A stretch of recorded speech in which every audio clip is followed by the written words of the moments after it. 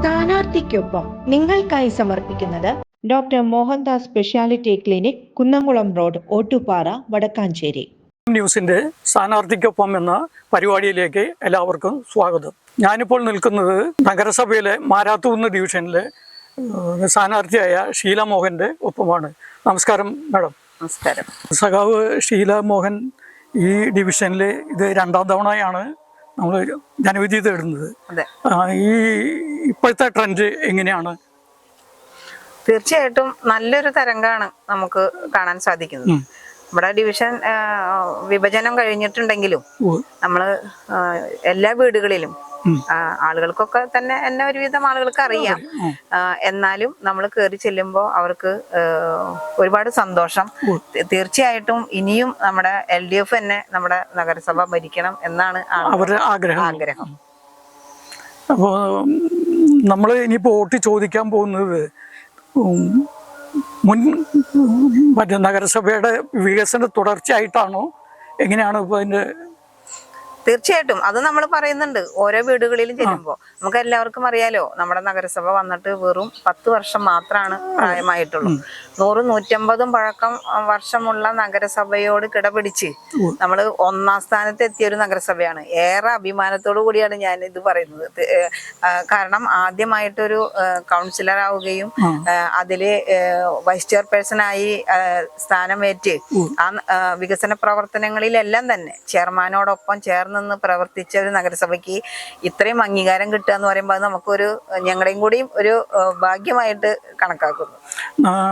മാഡത്തിന്റെ പാരമ്പര്യമായിട്ട് കമ്മ്യൂണിസ്റ്റ് കുടുംബാണോ, എങ്ങനെയാണോ?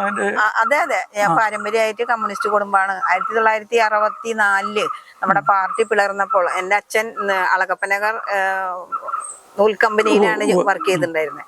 അപ്പൊ ജോലി വരെ നഷ്ടപ്പെട്ട ഒരു കാലഘട്ടമായിരുന്നു. അപ്പൊ തീർച്ചയായിട്ടും പാർട്ടി കുടുംബമാണ്. നമ്മളിനിയിപ്പോ എത്ര വീടുകൾ കയറി, ഇനി എത്ര കയറാനുണ്ട്, എങ്ങനെയൊക്കെയാണ് അതിന്റെ? എല്ലാ വീടുകളിലും കയറി 1-2 റൗണ്ട് എത്തിക്കഴിഞ്ഞു. ജനങ്ങളുടെ നല്ല പ്രതികരണമാണ്. എന്നെ സംബന്ധിച്ചിടത്തോളം ഞാനൊരു കുടുംബശ്രീയിലൂടെയാണ് വന്നത്. വിവാഹം കഴിഞ്ഞ് ഇവിടെ വന്നിട്ട് 35 വർഷമായി. ഞാനിപ്പോ ഈ നാട്ടിലെ ഒരാളായി മാറി. പിന്നെ കുടുംബശ്രീ പ്രസ്ഥാനത്തിലൂടെയാണ് ഞാൻ ഈ രംഗത്തേക്ക് വന്നത്. ഇവിടെ വന്ന് 90-ൽ വന്നു. 2000-ൽ ആണ് കുടുംബശ്രീ, അന്ന് സ്വയം സഹായ സംഘമായിരുന്നു. അപ്പൊ കുടുംബശ്രീ നമ്മുടെ വടക്കാഞ്ചേരി പഞ്ചായത്ത് 2005-ലാണ് കുടുംബശ്രീ ആയിട്ട് പ്രഖ്യാപിച്ചത്. അപ്പൊ അന്ന് അവിടെ CDS മെമ്പറായി, 2 തവണ CDS മെമ്പറായി ഉണ്ടായിരുന്നു. അപ്പൊ അതിന്റെയൊക്കെ ഭാഗമായി ഒരുപാട് സ്ത്രീകളെ നമ്മുടെ സമൂഹത്തിന്റെ മുൻനിരയിലേക്ക് എത്തിക്കാനും ഒരുപാട് കുടുംബശ്രീ അയൽക്കൂട്ടങ്ങൾ രൂപീകരിക്കാനും ഒക്കെ സാധിച്ചിട്ടുണ്ട്. അതിന്റെ ഭാഗമായി തന്നെയാണ് എനിക്കൊരു ഈ സ്ഥാനത്ത് ഞാൻ ഇരിക്കുന്നത്. അപ്പോൾ ഇപ്പോൾ ഉപാധ്യക്ഷ, നഗരസഭയുടെ ഉപാധ്യക്ഷ എന്ന നിലയ്ക്ക് നമ്മുടെ ഇനി തുടർന്നുള്ള വികസന പ്രവർത്തനങ്ങളെ കുറിച്ച് എന്താണ് പറയാനുള്ളത്? ഏതൊരു നഗരസഭയായാലും വികസനം എന്ന് പറയുന്നത് ഒരു കാലഘട്ടം നിൽക്കുന്നതല്ല, വികസനം തുടർന്നുകൊണ്ടേയിരിക്കും. അപ്പൊ തീർച്ചയായിട്ടും ഇനി വരും കാലങ്ങളിലും എന്തൊക്കെ വികസനങ്ങളാണ് നമ്മുടെ നഗരസഭയിൽ കൊണ്ടുവരേണ്ടത്, അല്ലെങ്കിൽ ആ ഭരണത്തിനോടൊപ്പം നിന്ന് പ്രവർത്തിക്കാൻ എനിക്കും കൂടി കഴിയട്ടെ എന്നാണ് ഞാൻ ആഗ്രഹിക്കുന്നത്. അപ്പോൾ നമ്മളിനി വോട്ട് ചോദിക്കുന്നതും ഈ വികസനം മുൻനിർത്തിയാണ്. അതെ, തീർച്ചയായിട്ടും നമ്മുടെ ഈ വികസനം നമുക്ക് ഏറെ അഭിമാനത്തോടു കൂടി ഓരോ വീടുകളിലേക്കും കയറി ചെല്ലാൻ പറ്റുന്നുണ്ട്. അതായത് നമ്മുടെ നാട്ടിലെ വികസനം, അതുപോലെ തന്നെ നമ്മുടെ നഗരസഭ നടത്തിയ വികസന പ്രവർത്തനങ്ങൾ നമുക്കറിയാം. നമ്മുടെ റോഡുകളെല്ലാം മോശമായ ഒരു കാലഘട്ടം, അതുപോലെ തന്നെ വെളിച്ചമില്ലാത്ത പിന്നെ പാതയോരങ്ങള്, അതുപോലെ തന്നെ കുടിവെള്ളത്തിന് ഏറെ ബുദ്ധിമുട്ടുന്നൊരു പ്രദേശമാണ് എന്നെ സംബന്ധിച്ചിടത്തോളം നമ്മുടെ മാരാത്തുകുന്ന് നഗർ. അപ്പൊ അങ്ങനെ എല്ലാ പ്രദേശങ്ങളും ഏകദേശം വെറും 30 കുടിവെള്ള പദ്ധതികൾ ഉണ്ടായിരുന്ന നമ്മുടെ നഗരസഭയിൽ ഇന്ന് 139ഓളം കുടിവെള്ള പദ്ധതികളാണുള്ളത്. അപ്പൊ ആളുകൾക്ക് വെള്ളം സമൃദ്ധിയായി കൊടുക്കാൻ നമുക്കറിയാലോ, നമ്മുടെ നഗരസഭ ഒരു നഗരസഭ ആയി മാറേണ്ട കാലത്തിലല്ല അതായത് ചില സ്വാർത്ഥ താല്പര്യങ്ങൾക്ക് വടക്കാഞ്ചേരി പഞ്ചായത്തും മുണ്ടത്തിക്കോട് പഞ്ചായത്തും ചേർന്ന് ഒരു നഗരസഭ ഒരു നഗരസഭ ആയിരിക്കുമ്പോൾ അവിടെ എന്തൊക്കെ അടിസ്ഥാന സൗകര്യങ്ങൾ വേണം, അത്തരത്തിലുള്ള ഒരു സൗകര്യങ്ങൾ ഇല്ലാതെയാണ് അന്ന് ആ നഗരസഭ രൂപീകരിച്ചത്. അപ്പൊ തീർച്ചയായിട്ടും 5 വർഷക്കാലം അതിന്റെ തുടർ പ്രവർത്തനങ്ങൾ 10ാമത്തെ വർഷം ആയപ്പോഴാണ് നമുക്ക് തീർച്ചയായിട്ടും കുറേം കൂടി നല്ല രീതിയിൽ സ്വന്തമായ ഒരു ഓഫീസ് ഉണ്ടായിരുന്നില്ല, ഈ കൗൺസിലേഴ്സിന് ഇരിക്കാനുള്ള ഒരു സംവിധാനം ഉണ്ടായിരുന്നില്ല, ഒരു കൗൺസിൽ യോഗം കൂടാനുള്ള സംവിധാനം ഉണ്ടായിരുന്നില്ല. അതൊക്കെ നമ്മുടെ AC മൊയ്തീൻ മന്ത്രിയായതിനു ശേഷമാണ് നമുക്ക് അത്തരം സംവിധാനങ്ങൾ ഇത് നമ്മുടെ നല്ലൊരു നഗരസഭയായി അത് പണി ചെയ്ത് ഇപ്പൊ എല്ലാ സൗകര്യങ്ങളോട് കൂടി. അപ്പൊ നമുക്കറിയാം നമ്മുടെ നഗരസഭ ISO സർട്ടിഫിക്കേഷൻ നമുക്ക് ലഭിച്ചു കഴിഞ്ഞു. അപ്പൊ അങ്ങനെ ഇത്തരം സംവിധാനങ്ങളൊക്കെ തന്നെ ഈ 10 വർഷക്കാലം കൊണ്ട് ഏറ്റവും നല്ല രീതിയിലായിട്ട് നമ്മുടെ നഗരസഭയ്ക്ക് നടത്താം. അപ്പൊ നമ്മള് മൂന്നാമതും ഒരു ഭരണ തുടർച്ച ഉണ്ടാവും എന്നുള്ളത് തീർച്ചയായിട്ടും ഒരു സംശയം വേണ്ട.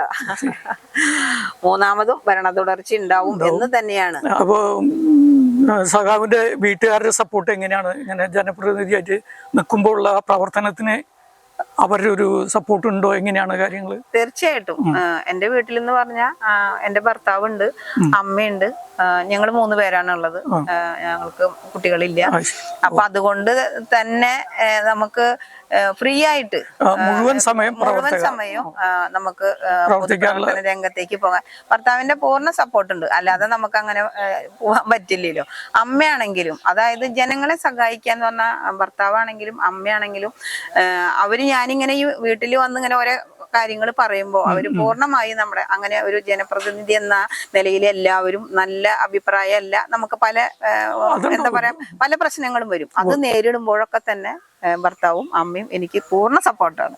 അതുകൊണ്ട് തന്നെ എനിക്ക് കുടുംബപരമായി നമുക്ക് ഏറ്റവും ഒരു മാനസിക പ്രശ്നങ്ങളും ഇല്ല. സ്വന്തം വാർഡിനെ കുറിച്ച് അതിന്റെ വികസനത്തെ കുറിച്ചും മാഡത്തിന് എന്താണ് പറയാനുള്ളത്? സ്വന്തം വാർഡിനെ കുറിച്ച് പറയുകയാണെങ്കിൽ നമുക്കറിയാം നമ്മുടെ മാരാത്തു 1 റോഡ് കൈവഴികള് എനിക്ക് നിന്ന കൗൺസിലർ വൈസ് ചെയർമാൻ കൂടിയായിട്ടുള്ള സോമേട്ടനായിരുന്നു. സോമേട്ടന്റെ തുടർച്ചയാണ്. അപ്പൊ ഒരുപാട് പദ്ധതികൾ സോമേട്ടന്റെ നേതൃത്വത്തിൽ നമ്മുടെ ഡിവിഷനിൽ അങ്ങനെ ഒരുപാട് മാറ്റം കൊണ്ടുവരാനായിട്ട് സാധിച്ചിട്ടുണ്ട്. അപ്പോ സോമേട്ടൻ നിർത്തിവെച്ചു കൊടുത്തെന്ന് ഞാൻ ഈ 5 വർഷക്കാലം നമ്മുടെ റോഡുകൾ നല്ല രീതിയിൽ നമുക്ക് ചെയ്യാനായിട്ട് സാധിച്ചിട്ടുണ്ട്. അതുപോലെ തന്നെ സ്ട്രീറ്റ് മെയിൻ ഇല്ലാത്ത സ്ഥലങ്ങളിൽ സ്ട്രീറ്റ് മെയിൻ അവിടേക്ക് വെളിച്ചെത്തിക്കാൻ സാധിച്ചിട്ടുണ്ട്. ഒരു വികസനം എന്ന് പറയുന്നത് നമുക്ക് ഏറ്റവും അടിസ്ഥാനപരമായിട്ടുള്ള സൗകര്യങ്ങളാണ്. അതായത് വെള്ളം, വെളിച്ചം, അതുപോലെ തന്നെ റോഡ്. അപ്പൊ വികസനം അല്ലെങ്കിൽ അത് നിൽക്കുന്നില്ല, അതിനൊരു തുടർച്ചയാണ്. അപ്പോൾ ഇനിയും കാലം മാറുന്നതിനനുസരിച്ച് വരുന്ന വികസന പ്രവർത്തനങ്ങളിലെല്ലാം തന്നെ നേതൃത്വം കൊടുത്തുകൊണ്ട് ജനങ്ങളിലേക്ക് പൂർണ്ണമായും ഇപ്പൊ നമുക്ക് ഏകദേശം 10 മാസമാണ് കുടിവെള്ളം എത്തിക്കാൻ സാധിക്കുന്നുള്ളത്. നമ്മുടെ പ്രദേശം കുടിവെള്ളത്തിന് വളരെ ക്ഷാമമുള്ള ഒരു പ്രദേശമാണ്. അപ്പൊ ഏകദേശം ഒരു മുഴുവൻ സമയങ്ങളിലും അവർക്ക് വെള്ളം കിട്ടാവുന്ന രീതിയിൽ പദ്ധതികൾ കൊണ്ടുവരണം. അതുപോലെ തന്നെ നമ്മുടെ ഇവിടെ പട്ടികജാതി കുടുംബങ്ങൾ തിങ്ങി പാർക്കുന്ന ഒരു കേന്ദ്രമാണ്.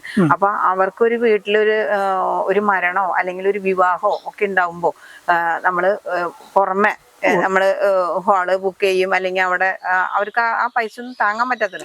അപ്പൊ എന്റെ അഭിപ്രായത്തിൽ അവർക്ക് വേണ്ടി നമ്മുടെ ഡിവിഷനിൽ ഒരു സാംസ്കാരിക നിലയം പണിയണം എന്നുകൂടി എൻ്റെ ആഗ്രഹത്തിലുണ്ട്. പിന്നെ റെയിൽവേ ഗേറ്റുമായി ബന്ധപ്പെട്ടുകൊണ്ട് നമ്മളെ MLA ഇടപെട്ടുകൊണ്ട് നമുക്ക് ബൈപ്പാസ് എന്തായാലും ഉടനടി അത് പ്രാവർത്തികമാക്കും എന്ന് തന്നെയാണ് എനിക്ക് പറയാൻ. ഇവിടുത്തെ സ്ഥാനാർത്ഥി എന്ന നിലയ്ക്ക് ഷീല മോഹൻ മാഡത്തിന് ഇവിടുത്തെ ജനങ്ങളോട്, വോട്ടർമാരോട് എന്തെങ്കിലും പറയാനുണ്ടെങ്കിൽ പറയാം. തീർച്ചയായിട്ടും എനിക്ക് അവരോട് പറയാനുള്ളത് നമ്മുടെ സംസ്ഥാന ഗവൺമെന്റ് നടപ്പിലാക്കുന്ന പദ്ധതികളും അതോടൊപ്പം തന്നെ നമ്മുടെ നഗരസഭ നടപ്പിലാക്കിയ പദ്ധതികളും ജനക്ഷേമകരമായ പദ്ധതികൾ, അതായത് നമുക്കറിയാം നമ്മുടെ സംസ്ഥാന ഗവൺമെന്റ് നടപ്പിലാക്കിയ അതിദാരിദ്ര്യ നിർമ്മാർജ്ജനം, അതിദരിദ്രരെ കണ്ടെത്തുന്ന പ്രവർത്തനങ്ങൾ, അതുപോലെ തന്നെ അത് നമ്മുടെ നഗരസഭയിൽ 91 അതിദരിദ്ര കുടുംബങ്ങളാണ് ഉണ്ടായിരുന്നത്. അപ്പൊ നഗരസഭ എന്ന് പറയുമ്പോൾ നമ്മുടെ ഏറ്റവും താഴെത്തട്ടിലുള്ള ജനങ്ങളെ ചേർത്ത് പിടിക്കുന്ന ഒരു നഗരസഭയാണ്. അപ്പോൾ അതിനോടൊപ്പം നിൽക്കാൻ നമ്മളൊരു നഗരസഭയുടെ എന്താ പറയാ ചെയർമാനോ അല്ലെങ്കിൽ ആ സ്റ്റാൻഡിംഗ് കമ്മിറ്റി മാത്രമല്ല, എല്ലാ ജനങ്ങളെയും കൂട്ടായ്മ പരിശ്രമത്തിന്റെ ഭാഗമായിട്ടാണ് നമുക്ക് ഈ നേട്ടങ്ങളൊക്കെ ഉണ്ടായത്. അപ്പൊ ജനങ്ങൾ എല്ലാവരും നമ്മളോടൊപ്പം നിൽക്കണം. നിങ്ങളുടെ എല്ലാ പ്രശ്നങ്ങൾക്കും അല്ലെങ്കിൽ നിങ്ങൾക്ക് വേണ്ടതായ എല്ലാ കാര്യങ്ങളിലും ഞങ്ങളും ഒപ്പം ഉണ്ടാകും. തുടർന്നും നമുക്ക് 3ാം തവണയും നമ്മുടെ നഗരസഭ നമുക്ക് LDFന് തന്നെ ലഭിക്കണം എന്നുകൂടി ഞാൻ ജനങ്ങളോട് അഭ്യർത്ഥിക്കുകയാണ്.